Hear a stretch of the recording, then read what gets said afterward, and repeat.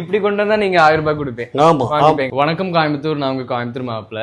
இந்த பழைய பட்டு புடவை எவ்வளவு வரும்னு ஜஸ்ட் கெஸ் பண்ணுங்க. இதை செக் பண்ணுங்க, இது எவ்வளவு வரும்னு. எவ்வளவு கொடுப்பீங்க எனக்கு? இது வந்து கொஞ்சம் வெயிட் கம்மியா இருக்குங்க. சரிங்க. இந்த புடவை வந்துங்க ஒரு 22,000 ரூபாய்க்கு போகுங்க.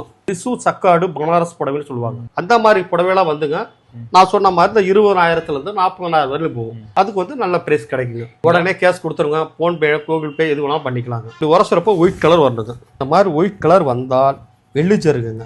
நம்ம கோயம்புத்தூர்ல நிறைய பேர்கிட்ட இந்த மாதிரி பழைய பட்டு புடவை இருக்கு.